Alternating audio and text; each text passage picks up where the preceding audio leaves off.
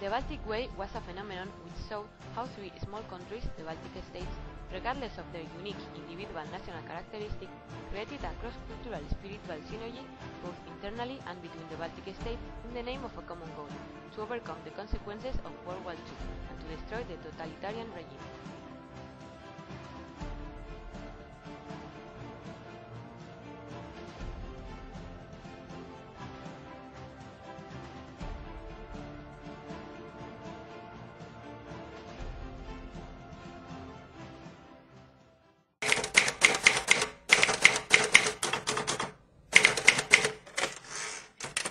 Shortly before the Soviet Union collapsed, the Baltic peoples sort of spontaneously took the center stage and decided to hold a human chain, to create a human chain from Vilnius in the south, the capital of Lithuania, through Riga, the capital of Latvia, to Tallinn, the capital of Estonia.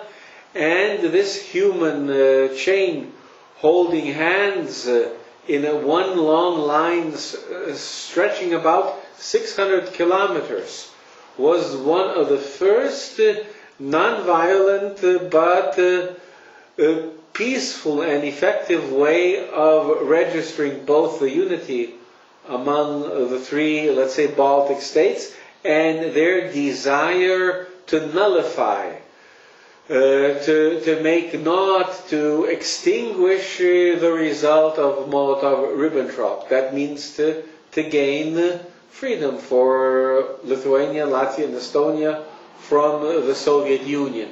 So this Baltic Way was one of the first manifestations by a large number of people. It is counted that about 2 million people participated in the Baltic Way.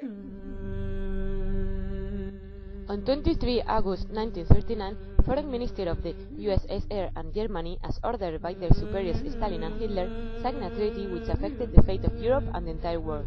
This pact divided the spheres of influence of the USSR and Germany and led to the World War II. The secret protocol called for an occupation of the three Baltic states. They were to go to Soviet Russia. Initially, Lithuania would go to Nazi Germany, but then later Hitler and Stalin, through their emissaries Molotov and Ribbentrop, changed the secret pact and decided that all of Lithuania, so all of the Baltic states would go to Russia. So that was the infamous Molotov and Ribbentrop pact. And for a long time, the Soviets denied that there was such a secret agreement. They did not deny that there was a pact, but they denied, because everybody knew about the pact almost as soon as it occurred. But the secret protocol dividing the Baltic states was kept a secret. The national movements that participate were the Popular Front of Estonia Ravarin, the Popular Front of Latvia and the Lithuanian Reform Movement Sąjūdis. It was organized by the national fronts of the three Baltic nations. The Lithuanian Reform Movement and the Latvian National Front and the Estonian National Front. And these were popular organizations, uniting virtually all the people. And it was the people from the front that gave the signal for people to react in this way. And the political consequences, of course, were that everybody started talking about the Molotov-Ribbentrop pacts, otherwise known as the Hitler-Stalin pacts. Some people already did know about it, but it already having been proclaimed the era of openness, of glasnost by Mikhail Gorbachev.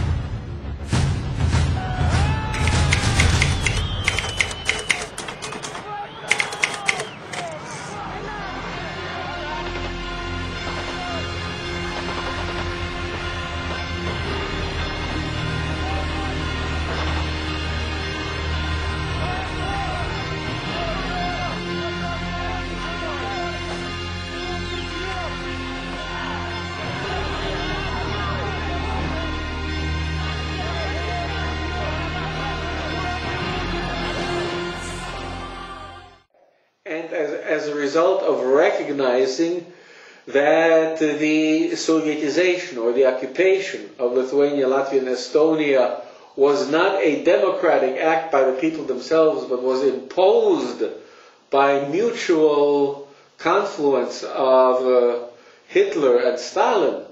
This made people realize that change was necessary, and they wanted change, and they got change. More than 1 million people joined hands to create a 600 kilometers long human chain from the foot of Toompea in Tallinn to the foot of Gediminas Tower in Vilnius, creating a synergy in the drive for freedom that united the three countries.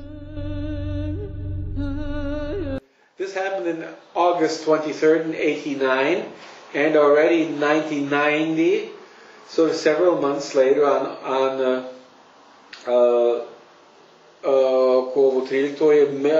May 13th, Lithuania declared independence, and Latvia and Estonia soon followed.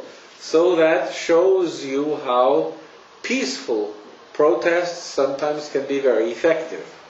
Well, I felt that it was a beautiful step, especially since it was peaceful, and the Soviet authorities did not send out the troops, did not try to crush it, and that already showed you that the empire was for two things: that the empire was about to collapse because it did not undertake a show of force, and secondly, that the people no longer wanted to live in the Soviet Union.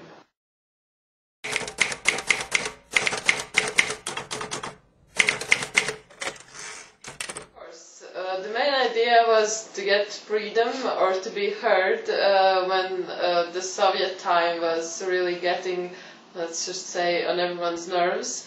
It had started like some years before, like the movements of revolution, some kind of, idealistic changes. Everyone tried to do something. They participated in special communities that were made several years before to finally get away from Russian influence, or at least, if it's not possible, then at least make Latvians the main nation in their own country. Because before, Russian was everywhere, Russian was the main language, Latvian wasn't the main language, Latvians had to speak Russian, many minorities our historical territories of Latvia with different dialects and so on were ignored or oppressed and so on, so people started to finally do something, and the Baltic Way was like culmination